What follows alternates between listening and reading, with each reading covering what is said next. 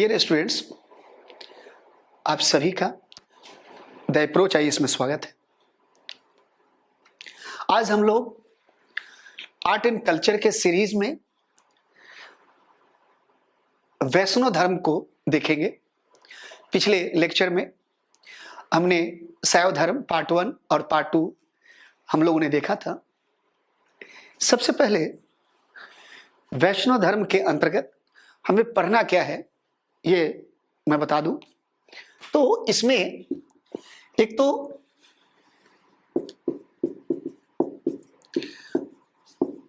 इसका सबसे मेन जो सेगमेंट है, एक है विकास, वैष्णव धर्म का विकास कैसे हुआ। दूसरा जो है वह है विकास के साथ साथ अवतारवाद।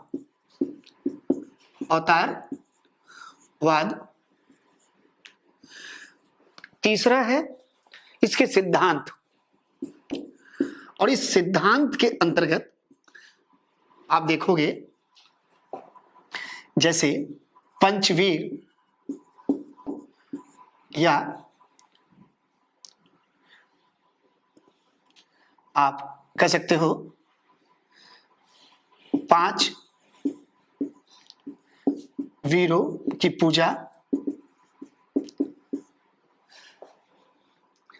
सिद्धांत के अंतर्गत चतुर्व्यूह,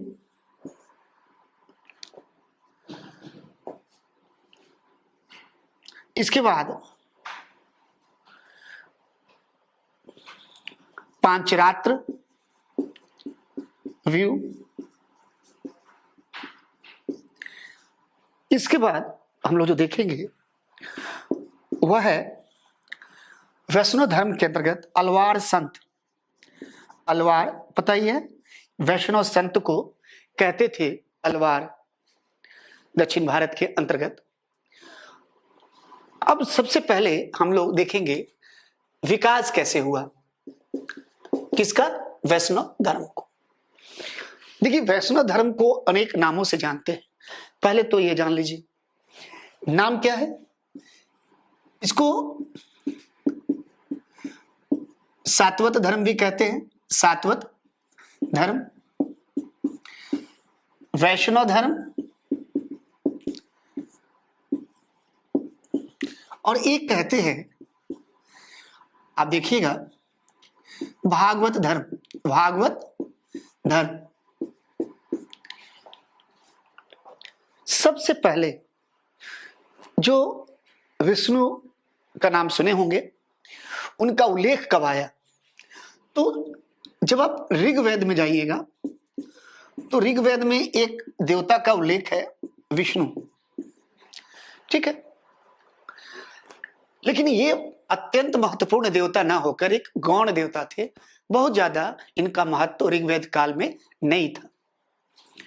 जब इससे आगे बढ़िएगा उत्तर वैदिक काल, उत्तर वैदिक काल, जब आप उत्तर वैदिक काल में आते हैं तो ये महत्वपूर्ण हो गए। विष्णु एक महत्वपूर्ण देवता। ऋग्वैदिक काल में कहां के देवता थे ये आकाश के देवता थे। जब यहां आते हैं तो ये एक महत्वपूर्ण देवता हो जाते हैं। कौन? विष्णु। किसके साथ? रुद्र एवं प्रजापति। पता है आपको, प्रजापति जो है उत्तर वैदिक काल के सबसे महत्वपूर्ण देवता थे। अब आगे बढ़िए। जब आप आगे बढ़ोगे तो आप देखोगे कि महाभारत काल में जाकर विष्णु का संबंध स्थापित किससे होता है, अर्थात तादात्म्य होते हैं। तादात्म्य, विष्णु का तादात्म्य स्थापित किसके साथ? विष्णु का तादात्म्य स्थापित होता है किससे? कृष्ण से। यानी कृष्ण तो पहले से चले आ रहे। कृष्ण महाभारत काल, महाभारत जो ग्रंथ है वो कब लिखा गया?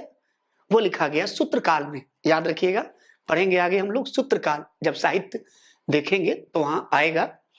तो सूत्रकाल 600 BCE। तो सूत्रकाल में जब महाभारत की रचना हुई तो उसमें कृष्ण थे, तो कृष्ण का तादात्म्य किससे हुआ? विष्णु से। किससे हुआ? विष्णु से। तो ये हो गया वैष्णव धर्म। जब आप देखिएगा 300 BCE, ये तादात्म्य कब हुआ? महाभारत काल। ठीक है, कृष्ण का तादात्म्य हो गया विष्णु से, तो क्या कहलाया? वैष्णव धर्म। 300 BCE में क्या कहलाया? विष्णु का तादात्म्य यानी संबंध किससे जोड़ा गया? तादात्म्य स्थापित होता है किससे? हुआ नारायण से। नारायण, और ये क्या कहलाया? नारायण, नारायणी धर्म या नारायण धर्म। नारायण जो थे वो एक अवैदिक देवता थे। ठीक है, यानी पहले कृष्ण का जो है, कृष्ण में कौन? वासुदेव कृष्ण, यानी वासुदेव कृष्ण का जो संबंध स्थापित हुआ पहले विष्णु से, फिर बाद में हुआ नारायण से। इस प्रकार ये नारायणी धर्म भी कह सकते हैं, वैष्णव धर्म भी कह सकते हैं, विष्णु से बना है, और इसे भागवत धर्म भी कहते हैं। अब आप बोलोगे सर ये भागवत धर्म क्यों कहते हैं? तो भागवत धर्म कहने का कारण है कि कृष्ण को क्या कहते थे? कृष्ण को कहा गया भगवत। भगवत मतलब क्या है? कृष्ण को उनके अनुयायी जो थे वो कहते थे भगवत, मतलब पूज्य। और यहीं से जब धर्म में परिवर्तित हुआ तो क्या कहलाया? भागवत धर्म। क्या कहलाया? भागवत धर्म, यानी भागवत धर्म यही कहलाया। सातवत धर्म क्यों कहते हैं? क्योंकि कृष्ण का संबंध किस वंश से था? कृष्ण का संबंध था सातवत वंश से। इसको वृष्णि वंश भी कहते हैं, वृष्णि वंश। ठीक है, यानी इन नामों के आधार पर भागवत धर्म, वैष्णव धर्म या सातवत धर्म भी कहा जाता है। अब आगे देखते हैं। सबसे पहले आप जब देखोगे तो एक पुस्तक है वैदिक काल का, छांदोग्य उपनिषद। छांदोग्य उपनिषद, इसमें क्या वर्णन है? इसमें वर्णन है, सवाल आता भी है पीसीएस में, आईएएस में भी आ सकता है, कि ये जो कृष्ण है किसका पुत्र है? देवकी। देवकी पुत्र, ये मतलब देवकी का क्या है? कृष्ण पुत्र है। सीधे आप बता दो देवकी का पुत्र। और इनके गुरु का नाम क्या है? घोर अंगिरस, इनके गुरु है। इसमें मतलब वर्णन है किसमें? छांदोग्य उपनिषद में। अब हम लोग फिर आगे देखते हैं, मौर्य काल। अब देखो, जब मौर्य काल में आओगे तो वहां वर्णन है मेगास्थनीज था, यूनानी राजदूत। सुना होंगे आपने, सेल्यूकस निकेटर का दरबारी था जो चंद्रगुप्त मौर्य के दरबार में रहता था। उसने इंडिका लिखा था। तो मेगास्थनीज ने इंडिका इसकी पुस्तक थी, इंडिका में वर्णन किया है कि मथुरा के निवासी हेराक्लीज हेराक्लीज, कृष्ण को क्या नाम से है? हेराक्लीज, यानी कृष्ण की पूजा करते थे। अब आप गौर करना, इसने वर्णन किया। यही नहीं, उस काल में यह भी वर्णन हुआ कि जब सिकंदर ने अटैक किया, आक्रमण किया उत्तर पश्चिम के क्षेत्रों में, तो पोरस जो है कृष्ण की मूर्ति अर्थात हेराक्लीज की मूर्ति रखकर युद्ध करता था। यह वर्णन है वहां। पाणिनि ने अपने अष्टाध्यायी में वर्णन किया है इसका। फिर आगे बढ़ते हैं। एक चीज और याद रखना आप, अशोक के अभिलेखों में कृष्ण का उल्लेख नहीं है। अगर स्टेटमेंट आ गया तो बताइएगा अशोक के अभिलेखों में कृष्ण का उल्लेख नहीं है, बल्कि हाँ अर्थशास्त्र में है। अर्थशास्त्र में जो कौटिल्य का अर्थशास्त्र है उसमें वर्णन है, और मेगास्थनीज ने भी इंडिका में वर्णन किया है। ठीक है, अब आगे बढ़ते हैं। अब आइए मौर्योत्तर काल में कैसे विकास हुआ।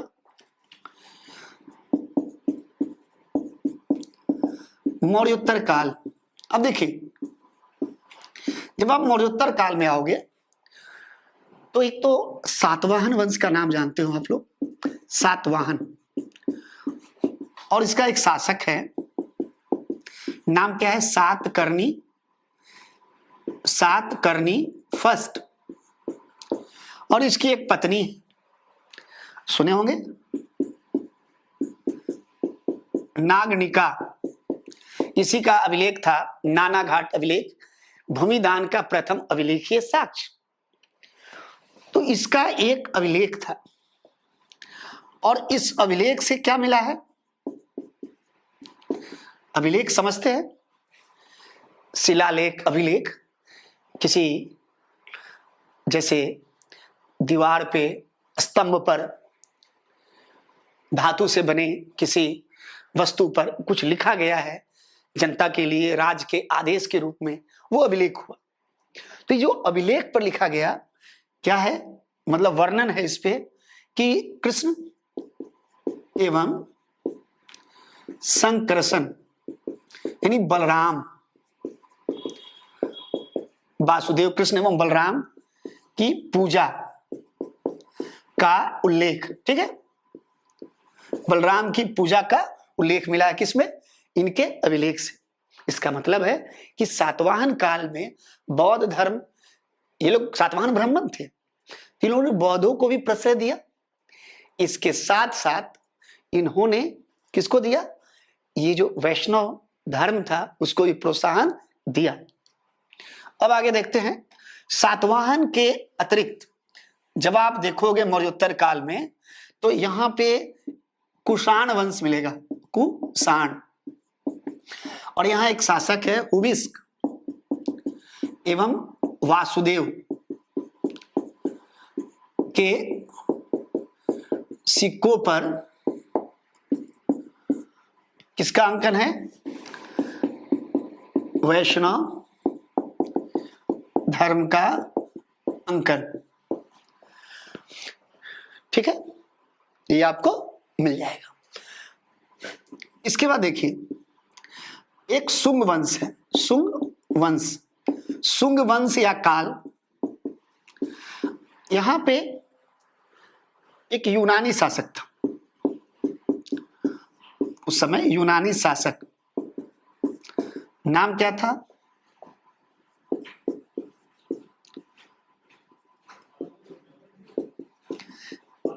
एंटियालकिड्स। इसका एक राजदूत था,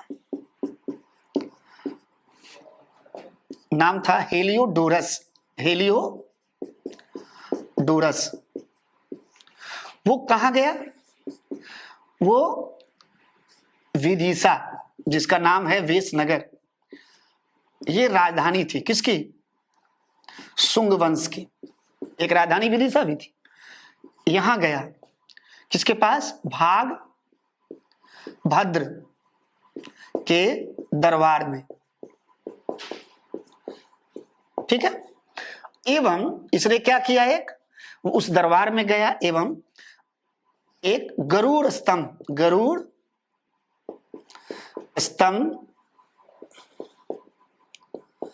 स्थापित किया।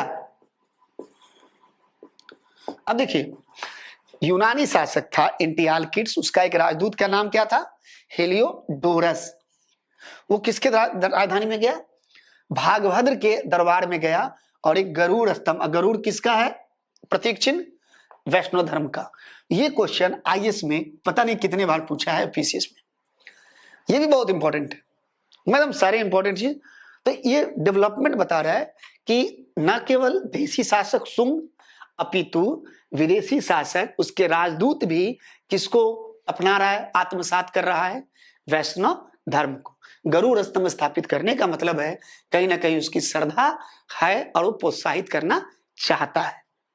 अब देखिए, अब यहां के बाद एक और चीज है, जब आप देखोगे मौर्योत्तर काल में ही, बहुत इंपॉर्टेंट है। आप देखना, मथुरा पता है आपको, पश्चिमी उत्तर प्रदेश। तो मथुरा में एक जगह है मोरा,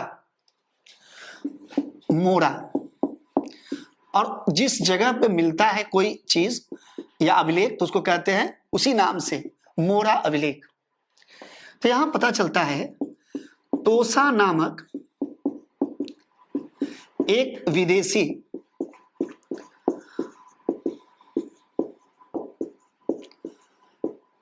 महिला ने पंचवीर की पूजा की। देखेंगे पंचवीर कौन कौन है अभी आगे। पंचवीर यानी कृष्ण से संबंधित जो 5 है, कृष्ण, बलराम, प्रद्युम्न कृष्ण के पुत्र, फिर सांब कृष्ण के एक और पुत्र जाम्बवती पुत्र, और तीसरा है प्रद्युम्न के बेटा अनिरुद्ध। ये 5 वीर की पूजा हुई थी, इसने किया, तोसा नामक एक विदेशी महिला ने। यह था मौर्योत्तर काल में किसका विकास? वैष्णव धर्म का विकास। अब आइए गुप्त काल। गुप्त काल में विकास क्या हुआ? सबसे पहले पता क्या चलता है? इनका राजकीय धर्म था, राजकीय धर्म।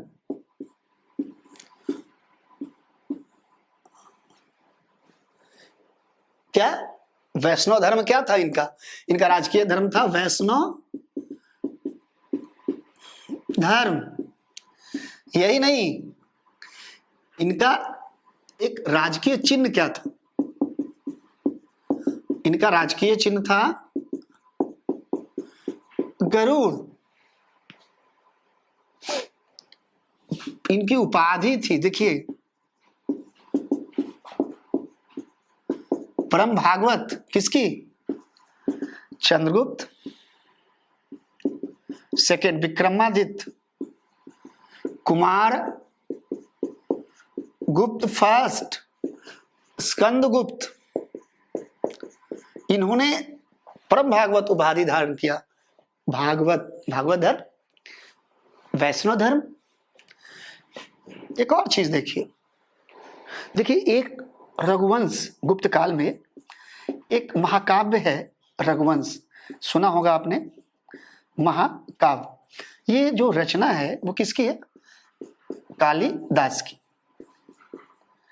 तो इस रघुवंश में ये वर्णन है कि जो विष्णु भगवान हैं वो समुद्र में एक नाग है और उसके शेष सैया पर लेटे हुए हैं, है ना, और लक्ष्मी उनका पैर दबा रही है।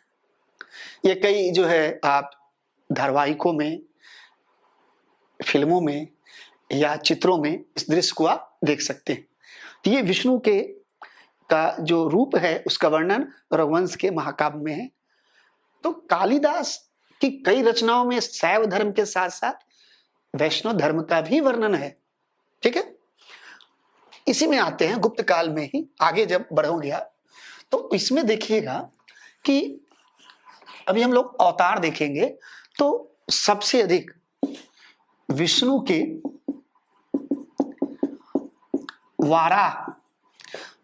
वाराह अवतार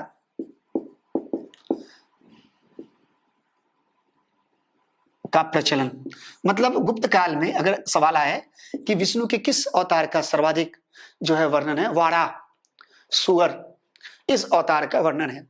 यही नहीं, आपने सुना होगा कि स्कंदगुप्त शासक था गुप्त काल का, इनका एक जूनागढ़ अभिलेख, जूनागढ़ अभिलेख, और एक शासक है बुद्ध गुप्त, इनका है एरन अभिलेख। ठीक है, इस दोनों अभिलेख जो प्रारंभ होता है वो किससे होता है? विष्णु की स्तुति से।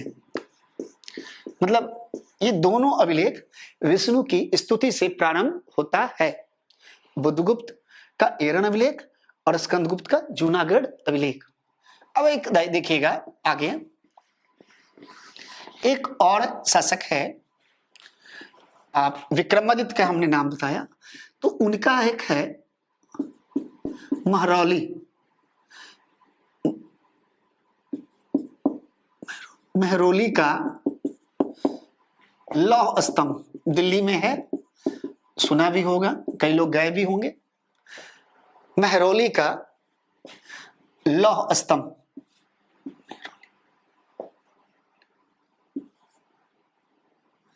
अब देखिए महरौली का लौह स्तंभ ये किसके द्वारा निर्मित था? चंद्रगुप्त सेकेंड, और इसमें वर्णन है कि उसने क्या है, विष्णु ध्वज की स्थापना की। ठीक है, एक और चीज देखिएगा, झांसी का नाम सुने होंगे, वहां पे इसी गुप्त काल के दौरान दशावतार मंदिर की स्थापना की गई, दशावतार मंदिर। ठीक है, ये पहले मंदिर है जो पंचायतन शैली में निर्मित। देखिएगा पंचायतन शैली क्या होता है, ये क्वेश्चन आता भी है। पंचायतन शैली मंदिर निर्माण से जुड़ा हुआ है। इसका मतलब है कि जैसे केंद्र में एक, जैसे मान लिया विष्णु जी का मूर्ति है, ठीक, और चारों ओर अन्य चार देवताओं की मूर्ति स्थापित है। केंद्र में एक देवता होंगे और चारों तरफ से चार। ये हर काल में अलग अलग हो सकता है। अगर ये कोई जरूरी नहीं है कि पंचायतन में केंद्र में विष्णु ही हो, शिव भी हो सकते हैं, गणेश भी हो सकते हैं। तो झांसी का दशावतार मंदिर पंचायतन शैली में निर्मित है। यहाँ पे जैसे रघुवंश में वर्णन है कि विष्णु जी से सैया पर नाग पर लेटे हुए हैं और चरण जो है स्पर्श कर रही है, दबा रही है, कौन? लक्ष्मी। तो ये दृश्य यहाँ भी वर्णित है। तो ये हुआ गुप्त काल के दौरान किसका वर्णन है? वैष्णव धर्म का विकास हुआ। अब देखिएगा विकास के क्रम में हम लोग चलते हैं अंतिम ओर, और वो है कि गुप्तोत्तर काल में वैष्णव धर्म का विकास कैसे हुआ। तो इसको दो पार्ट में बांटा जाए। एक जो हम लोग बांटेंगे वो बांटेंगे कैसे, उसे बांटा जाएगा। एक पार्ट है कि उत्तर भारत में वैष्णव धर्म का विकास गुप्तोत्तर काल में, उत्तर भारत, और एक बांटेंगे दक्षिण भारत। अब उत्तर भारत में देखिए कैसे डेवलपमेंट हुआ उत्तर भारत। अब उत्तर भारत में एक था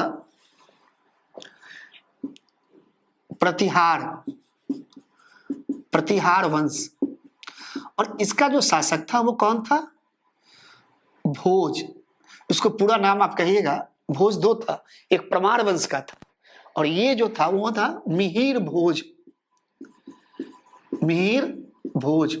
और इनका अभिलेख का नाम था ग्वालियर।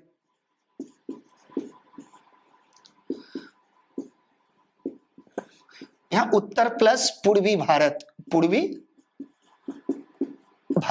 अब देखिए ये जो ग्वालियर अभिलेख है इसमें मिहिर भोज ने स्वयं को क्या कहा? तो स्वयं को कहा वाराह का अवतार। वाराह मतलब विष्णु का एक मतलब जो है अवतार है, यानी वैष्णव धर्म से संबंधित। फिर एक आता है चंदेल, इनका शासक का नाम था कृति वर्मन। कश्मीर का एक शासक है, शासिका दिद्दा, रानी दिद्दा, रानी दिद्दा। अब देखिए, ये जो कृति वर्मन है और रानी दिद्दा, सिक्कों, इनके सिक्कों पर क्या है? लक्ष्मी का अंकन। किसके सिक्कों पर? कृति वर्मन और दिद्दा के सिक्कों पर लक्ष्मी का अंकन है। देखिए ये काम कहां देगा? ये जो है, जब आप दोगे, कई बार आएगा कि कौन सा संरक्षण है, कौन से वैष्णव धर्म से संबंधित नहीं है। सवाल पूछ कर नहीं आएगा। जब पहली बार सवाल आता है तब लगता है आपको कि ये ऐसे भी सवाल बन जाएगा। तो पढ़ने का दो तरीका है, एक तो जो आ चुका है जिस ट्रेंड पे, और भविष्य में जो ट्रेंड अपनाया जा सकता है। तो प्रतिहार शासक देख लिए, चंदेल और कश्मीर। इसके बाद आप देखोगे कि सेन वंश का नाम सुने होंगे, जिसका शासन जो है बिहार और पश्चिम बंगाल पर था, सेन वंश। अब देखिए, सेन वंश के लोग भी क्या है? वैष्णव धर्म से संबंधित। ठीक है, इन्होंने अपने आप को परम भागवत जो है, परम वैष्णव से जोड़ दिया। इसके बाद देखिए, सेन वंश के बाद आप देखोगे कि उत्तर और पूर्वी भारत के अंदर अन्य जो है वर्णन है। जैसे आप देखोगे, ये मोहम्मद गोरी के सिक्कों पर भी लक्ष्मी का अंकन था, हालांकि वो लक्ष्मी का अनुयायी नहीं था, है ना, उनके सिक्कों पर भी लक्ष्मी का। तो ये जो है, ये सारा क्या है? उत्तर और पूर्वी भारत में जो डेवलपमेंट हुआ, किसका? वैष्णव धर्म का। दक्षिण भारत में देखिएगा, एक है पल्लव। अब देखिए, पल्लव का कौन कौन से शासक हुए? पल्लव ऐसे शैव, इनका राजकीय धर्म क्या था? शैव धर्म। लेकिन वैष्णव धर्म को भी उन्होंने किया। इनके संस्थापक थे सिंह विष्णु, सिंह विष्णु संस्थापक थे। पल्लव पढ़े होंगे आपने। और इन्होंने मामल्लपुरम में क्या बनाया? वारा मंदिर का निर्माण करवाया। कौन? श्री विष्णु ने। इन्हीं का एक शासक है नरसिंह वर्मन सेकेंड। और इन्होंने कांची में एक मंदिर बनाया, कांची तमिलनाडु इनकी राजधानी भी रहा है। यहां पे इसने बनाया बैकुंठ पेरुमल मंदिर। किसने बनाया? नरसिंह वर्मन सेकेंड ने। इसका मतलब ये भी क्या था? शैव धर्म। ये कांची में कैलाशनाथ मंदिर भी, और ये यानी कहीं ना कहीं शैव के साथ साथ वैष्णव धर्म से भी संबंधित रहा है। पल्लव के बाद आप जब आओगे दक्षिण भारत में तो देखोगे राष्ट्रकूट को। राष्ट्रकूट, देखिए, राष्ट्रकूट जैन धर्म का पोषक था, जैन धर्म का पोषक। ठीक है, हमने देखा कि राष्ट्रकूट में एक शासक था कृष्ण फर्स्ट, जिसने एलोरा का कैलाशनाथ मंदिर बनाया। ठीक है, शैव धर्म का। ये जो राष्ट्रकूट का संस्थापक था दंती दुर्ग, और इसने क्या किया? एलोरा में क्या बनाया? दशावतार मंदिर। इसका मतलब राष्ट्रकूट भी क्या थे? शैव धर्म से, ये वैष्णव धर्म से संबंधित थे। अब आगे आइए,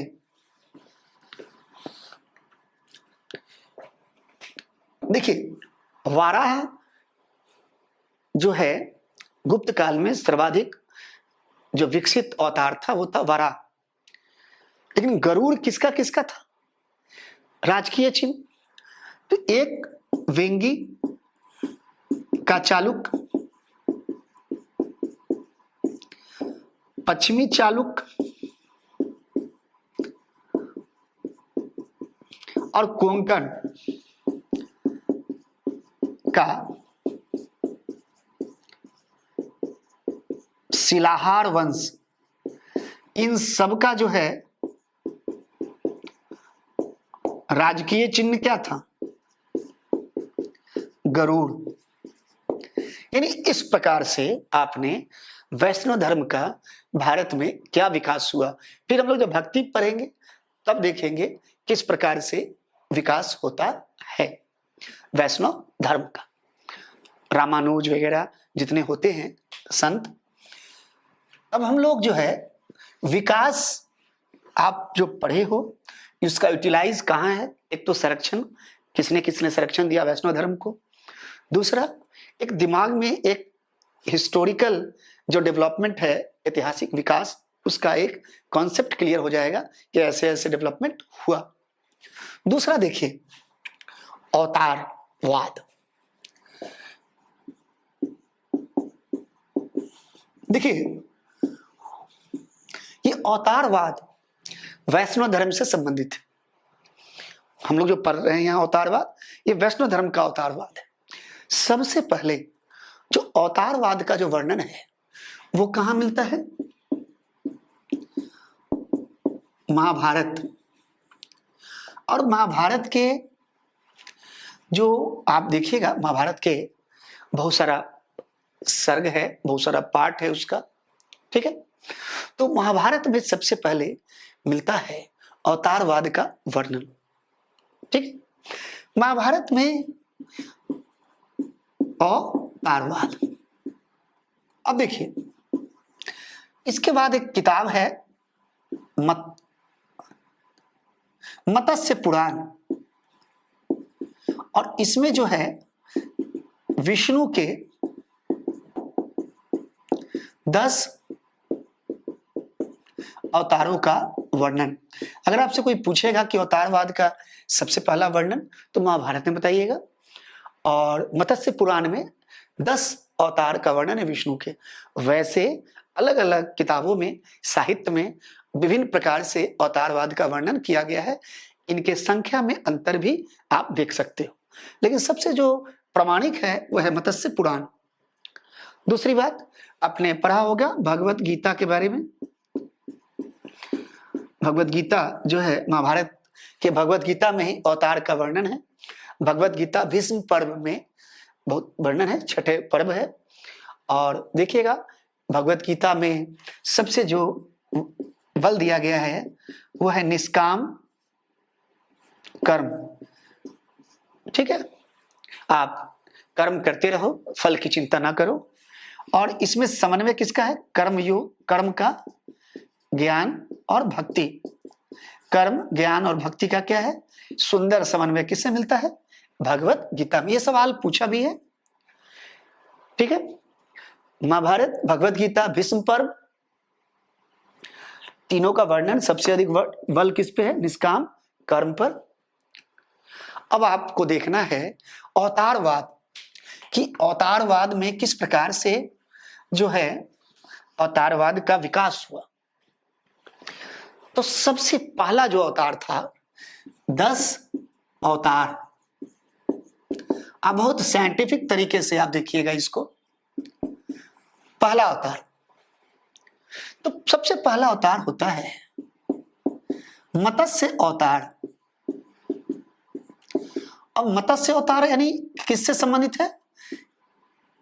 ये जलीय, मत्स्य अवतार जलीय जीव है, ठीक है। ये क्या है? जलीय जीव है। दूसरी बात, ये मत्स्य अवतार जो है, आप देखोगे इसका उदाहरण मिलता है आपको मत्स्य अवतार का।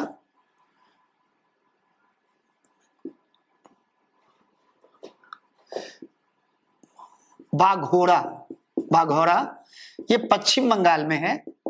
यहां पे मत्स्य अवतार से संबंधित क्या है? मूर्ति मिली है। ठीक, मत्स्य अवतार से संबंधित क्या मिली है? मूर्ति। आखिर ये मत्स्य अवतार का कारण क्या था, क्या वजह था? आप देखे होंगे पृथ्वी जब जल मग्न हुआ तो उस समय इस अवतार ने वेद को, 7 ऋषियों को और मनु को बचाया। ठीक है, इस अवतार के माध्यम से वो जलमग्न की अवस्था में इन्होंने, विष्णु ने अवतार लेकर किसको बचाया? 7 ऋषियों को, मनु को नहीं। दूसरा अवतार हुआ कूर्म अवतार। कूर्म अवतार,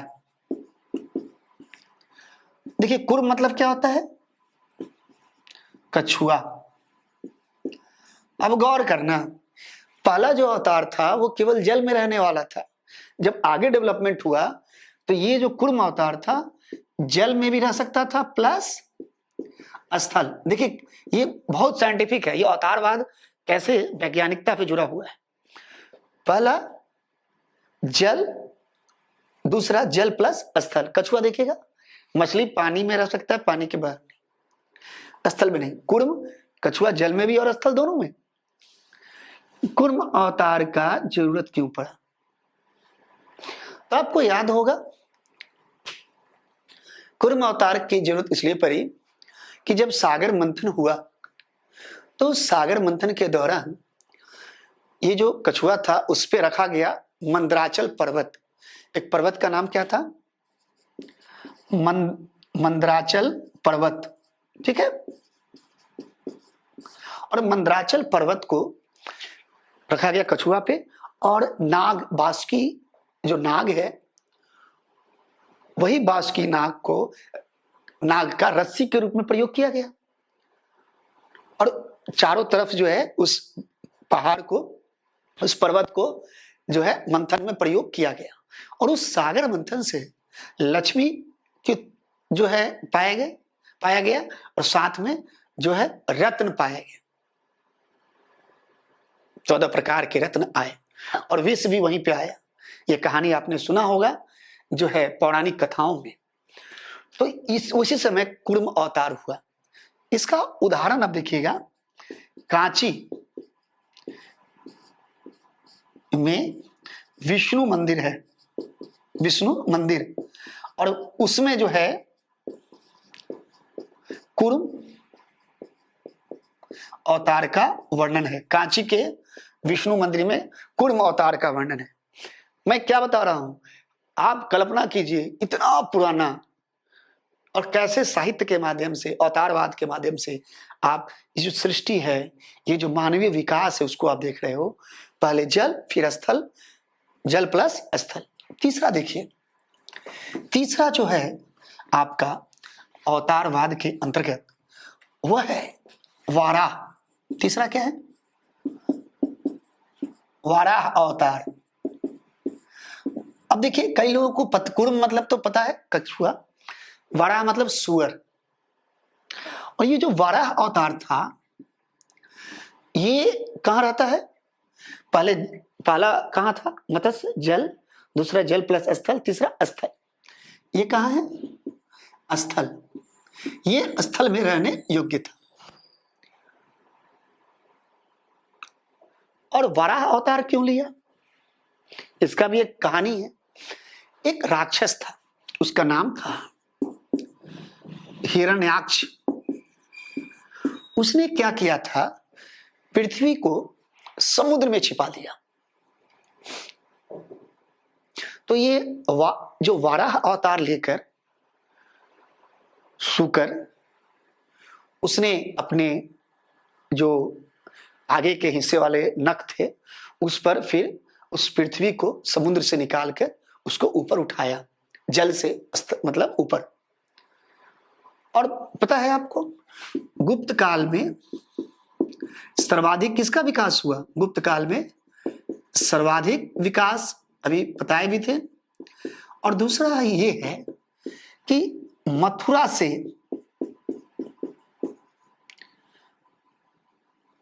इसका मूर्ति प्राप्त। किस काल का है वो? कुषाण काल का मूर्ति प्राप्त। मथुरा से इसकी मूर्ति प्राप्त हुई है। किसकी? वाराह अवतार की। और ये राक्षस था, हिरण्याक्ष। तो तीसरा अवतार था वाराह अवतार। अब देखिए जो चौथा अवतार है, आप लोग जानते भी हैं, वो है नरसिंह अवतार। और नरसिंह अवतार की विशेषता क्या है? देखिए कैसे डेवलपमेंट हो रहा है।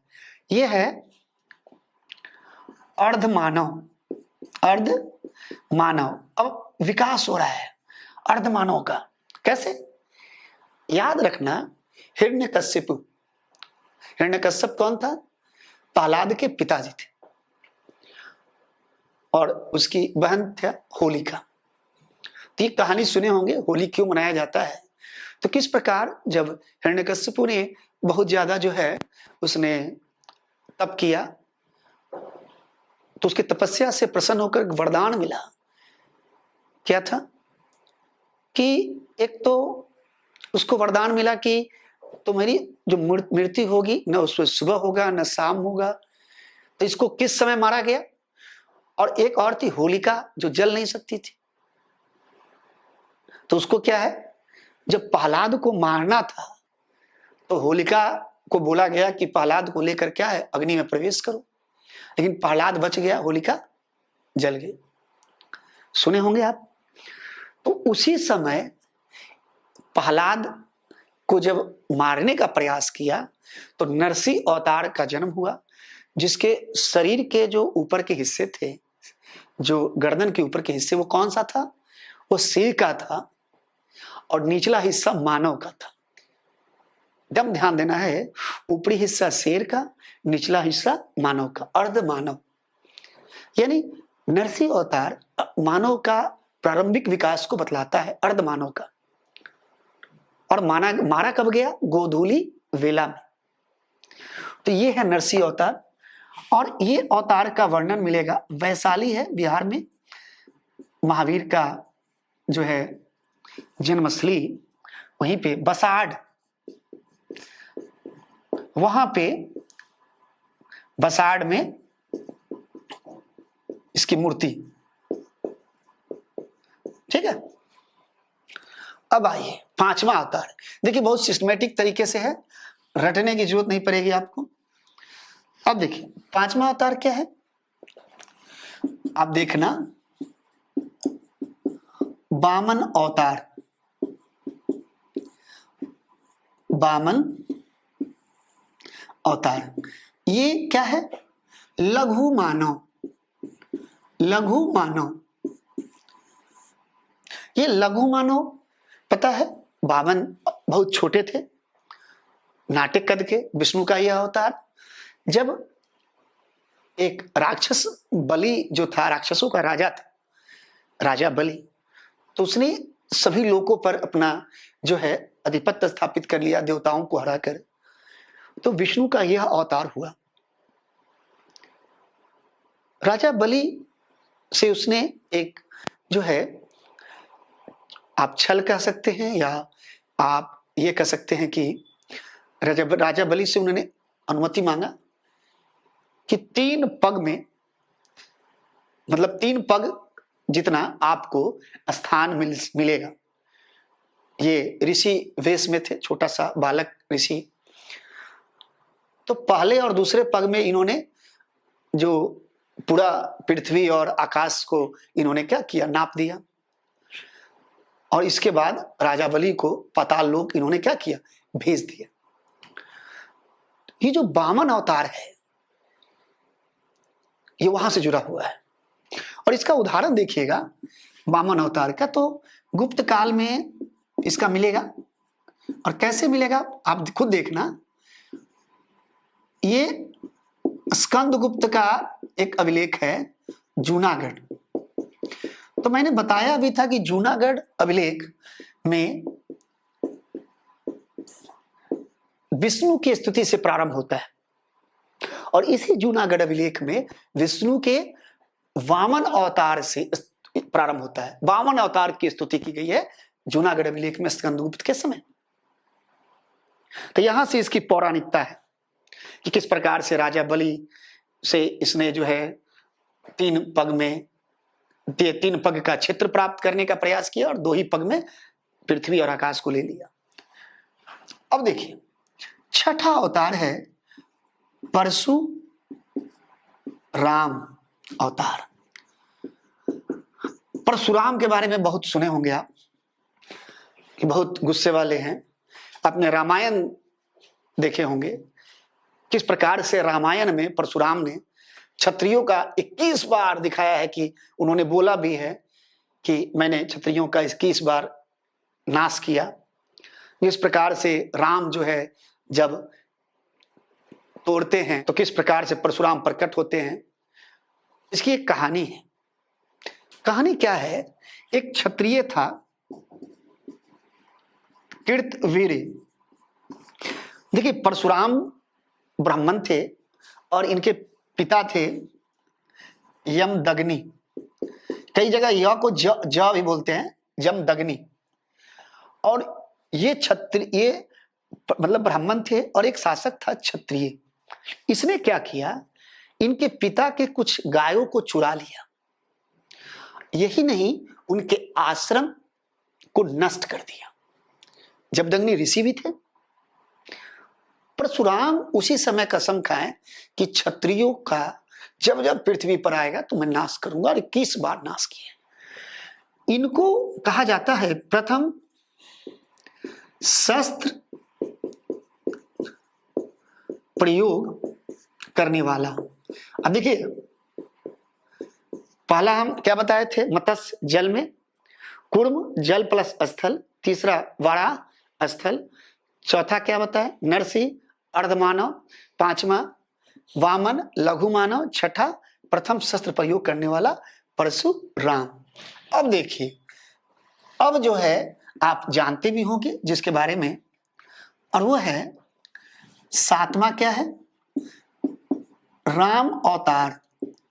कहा जाता है प्रथम सामुदायिक मानव। ये जो अवतार लिए राम, ये पहला अवतार था जो समुदाय में रहने वाला था। ठीक है, यानी कैसे डेवलपमेंट हो रहा है अवतारवाद के माध्यम से मानव का। राम के बारे में पता है कि दशरथ के पुत्र थे, अयोध्या के राजा थे। इसके बारे में ज्यादा बताने की जरूरत नहीं। अब राम के बाद कौन आया? कृष्ण। देखिए, कहा जाता है राम 12 गुणों से सुसज्जित थे। पहला पूर्ण मानव भी कहते हैं। प्रथम पूर्ण मानव का मतलब ये हुआ कि जो विकास हुआ अवतारवाद का विकास, उसमें प्रथम पूर्ण मानव कौन थे? राम, जो कहा जाता है। दूसरा मतलब मानवीय गुण, पूर्ण मानव मतलब मानवीय गुण। परशुराम कितने क्रोध करने वाले थे। दूसरा, कृष्ण 16 गुणों से सुसज्जित थे, और ये क्या थे? पशुपालक मानव। यानी अवतारवाद में क्या था? ये पशुपालक। देखिए, ग्वाले थे ये। दूसरी बात, 16 गुणों से सुसज्जित, यानी 16 गुण इन पर वो था। तीसरा चीज याद रखना है, पता है वासुकी, ये वासुदेव, इनका वासुदेव कृष्ण भी कहते हैं, और ये किनके? देवकी के पुत्र थे। कृष्ण के बारे में भी आप अच्छा खासा जानते हैं। कृष्ण के पास है बुद्ध। बुद्ध 9वां अवतार है। अब बुद्ध को कहते हैं क्या? पशुओं के प्रति दया रखने वाला। पता है, इनके वजह से हिंसा रुका। और मानवीय दया भी कह सकते, पशु प्लस मानव के प्रति दया रखने वाला बुद्ध को 9वां अवतार कहा जाता है। और 10वां है कल्कि। ये भावी अवतार है। कल्कि क्या है? भावी अवतार। कहते हैं जब कलयुग आएगा तो कलयुग में एक सफेद घोड़े पर हाथ में खड़ग लिए, तलवार लिए, ये अवतार लेगा। ये इतना जो मैंने बताया ये दो तरीके से सवाल आएंगे, एक तो अवतारवाद का जनरल कॉन्सेप्ट क्या है, और दूसरा जो सवाल आएगा वह ये आएगा क्रम, क्रम याद रखना। तीसरा जो सवाल आएगा ये मिलान करने के लिए आ सकता है कि जैसे मत्स्य है जल, कूर्म है जल प्लस स्थल, ऐसे करके आ सकता है। फिर उदाहरण भी मैंने जो बताया शुरू में, किसका उदाहरण कहाँ है, वैसे करके भी आ सकता है ना। तो ये था आपका 10 अवतार। तो हम लोगों ने देखा विकास वैष्णव धर्म का, दूसरा देखा अवतारवाद। अब हम लोग नेक्स्ट जो है, क्योंकि बहुत लंबा हो जाएगा ये, नेक्स्ट लेक्चर में हम लोग देखेंगे बौद्ध ये वैष्णव धर्म के सिद्धांत और अलवार, इसे देखने का प्रयास करेंगे। और इसे क्या कीजिए, आप बहुत सिस्टमेटिक तरीके से नोट्स बनाइए, जैसे मैंने बताया एक एक चीजों को, और इसको 2 बार 3 बार पढ़ने का प्रयास करें। कैसे हमने बताया कि सवाल आएगा, फिर हम लोग मिलते हैं इसे दूसरा तीसरे और चौथे जो है टॉपिक को लेकर। आप लोगों का बहुत बहुत धन्यवाद।